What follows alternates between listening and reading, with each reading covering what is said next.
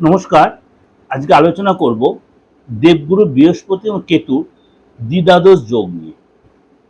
দ্বিদ্বাদশ যোগ নিয়ে অর্থাৎ গুরু এবং কেতুর এই গোচরে দ্বিদ্বাদশ যোগ তৈরি হয়েছে। অর্থাৎ দেবগুরু বৃহস্পতি বসে আছে কর্কটে আর কেতু বসে আছে সিংহ রাশিতে। উভয়ের মধ্যে কম্বিনেশন হচ্ছে দ্বি আর দ্বাদশ। সুতরাং এই যে কবে হয়েছে, এটা 2 জুন। অলরেডি আপনাদেরকে আমি বৃহস্পতির ট্রানজিট নিয়ে আলোচনা করেছি। 12 রাশির ক্ষেত্রেই কিন্তু এই এফেক্টটা দেবে।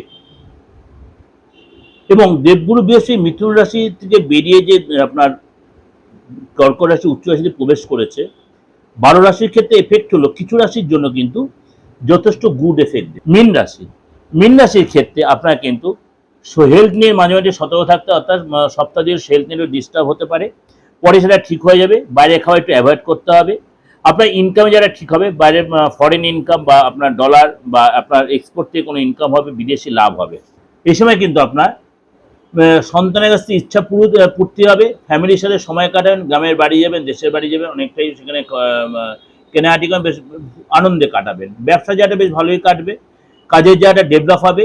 এবং চাকরির যারা সতর্ক থাকবেন, বসের সাথে মাঝে একটু অসন্তুষ্ট বা কথা কাটাটি হতে পারে, সেটা 15-16 তারিখ পর্যন্ত, পরে আবার সেটা ঠিক হয়ে যাবে। এটা আপনাদেরকে আমি একটা ওভারঅল একটা আলোচনা করলাম এই বৃহস্পতি এবং কেতু দ্বিদ্বাদশ যোগের এফেক্টটা।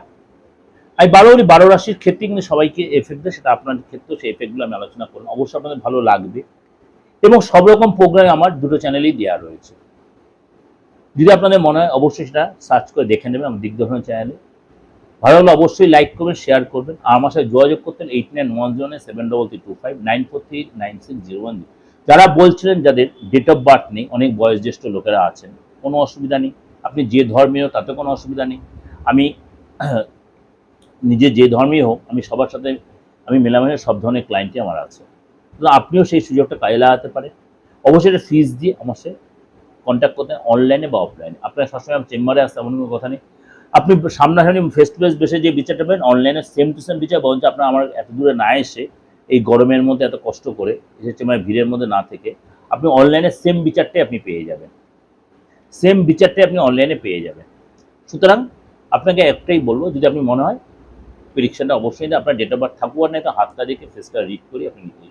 আর তন্ত্রগত যে কোনো মানে ট্রিটমেন্টের জন্য, যে কোনো ট্রিটমেন্ট, ফ্যামিলিগত বলুন, আপনার সন্তানের ব্যাপারে বলুন, আপনার ব্যবসার ব্যাপারে বলুন, আপনার বিয়ের ব্যাপারে বলুন, শত্রুতামির ব্যাপারে বলুন, আইনি ঝামেলার জন্য বলুন, বা বাস্তুগত কোনো প্রবলেমের জন্য, অবশ্যই আপনি সেটার জন্য অবশ্যই যোগাযোগ করুন। আমি একটা কথাই বলি, তন্ত্রে হয় না এমন কোনো কাজ, হয়তো কারোর 2 দিন আগে হয়, কারোর 2 দিন পরে হয়, কিন্তু তন্ত্রে একটা কাজ আমি পারি না, যেটা আমি অপারক, সেটা হচ্ছে মুমূর্ষু ব্যক্তিকে আমি ফিরিয়ে আনতে পারি না, আর হচ্ছে মৃতপ্রায় ব্যক্তিকে আমি ফেরাতে পারবো না, আমার ক্ষমতা নেই।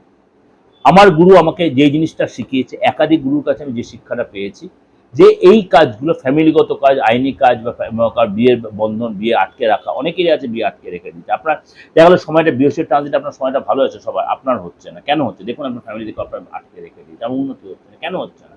নিশ্চয়ই আপনাকে আটকে বাধা বেঁধে রেখে দিয়েছে।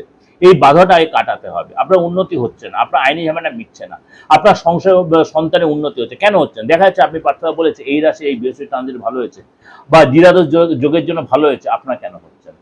দেখুন আপনার কোনো বাধা, আপনি অবস্ট্রাকশন আপনার হচ্ছে, সেটাকে অবশ্যই রেকটিফাই করবেন। সেটাকে অবশ্যই রেকটিফাই, দেখুন আপনিও সেই এই যে ডেভেলপের ইয়েটা, আপনিও তার বেনিফিটেড হবেন। তো আপনাদের কাছে একটাই রিকোয়েস্ট, আপনারা এই বেনিফিটটা নিন। অবশ্যই আপনাকে আসতে হবে না, আপনি ফিসটা দেবেন, প্রেডিকশনটা পাবেন, এবং যদি ভরসা লাগে আপনি রেমেডি নেবেন, রেমেডিটা আপনি কুরিয়ার মাধ্যমে আপনার কাছে পৌঁছে যাবেন। ভালো থাকবেন, নমস্কার।